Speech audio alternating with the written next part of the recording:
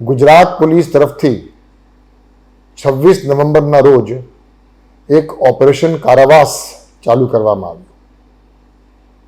ગુજરાતના અલગ અલગ જેલમાં જે ખૂંખાર કેદીઓને સજા થઈ છે, એ ખૂનની કોશિશ, બળાત્કાર, પોક્સો જેવા ગંભીર પ્રકારના ગુનાઓમાં જેને સજા થઈ હોય, સજા પણ કેપિટલ પનિશમેન્ટ અથવા જન્મટીપ થઈ હોય, એવા ઘણા બધા લોકોને જ્યારે પેરોલ કે ફરલો રજા આપવામાં આવે છે, એ લોકો પાછા નથી ફર્યા. એ લોકોને ખાસ પકડવા માટે આ ઓપરેશન કારાવાસ ચાલુ કરવામાં આવ્યું અને એમાં ગુજરાત પોલીસને ખૂબ મોટી સફળતા મળી છે.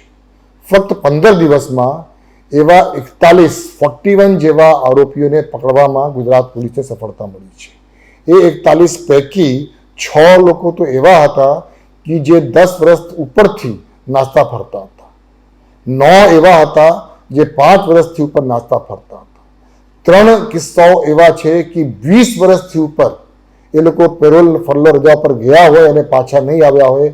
એને અલગ અલગ રાજ્યોથી દેશભરમાં ટીમ મોકલીને હ્યુમન ઇન્ટેલિજન્સ, ટેકનિકલ ઇન્ટેલિજન્સના માધ્યમથી એ લોકોને શોધી કાઢવામાં આવ્યું અને એવા 41 ખૂંખાર કેદીઓ કે જે લોકોને સજા થઈ છે, એ લોકોને પકડવામાં ગુજરાત પોલીસને ઓપરેશન કારાવાસમાં મોટી સફળતા મળી છે.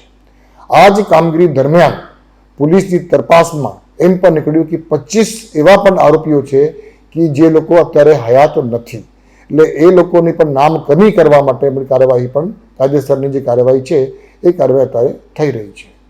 એ સિવાય ઓપરેશન કારાવાસની તપાસ દરમિયાન, આ ઓપરેશન દરમિયાન 41 એવા આરોપીઓ કે જેની ટ્રાયલ અત્યારે ચાલુ છે, હજી સજા થઈ નથી, ટ્રાયલ ચાલુ છે, એવા 41 આરોપીઓ જે લોકોની જામીન મુક્ત કરવામાં આવ્યું હોય અથવા એમને કોઈ પણ પ્રકારની રજા જેલ ઉપરથી આપવામાં આવી હોય અને જેલમાં પાછા નહીં ફર્યા હોય, એવા 41 લોકોને પકડવામાં ગુજરાત પોલીસને સફળતા મળી છે. એટલે ટૂંકમાં ઓપરેશન કારાવાસમાં ફક્ત 15 દિવસમાં 111 આરોપીઓ કે જે જેલથી છૂટ્યા હતા, મુક્ત થયા હતા જામીન ઉપર કે પેરોલ ઉપર કે ફરલા ઉપર અને પાછા નથી આવ્યા, એવા કુલ 111 આરોપીઓને પકડવામાં ગુજરાત પોલીસને મોટી સફળતા મળી છે અને એ પ્રક્રિયા અત્યારે પણ ચાલુ રહેશે.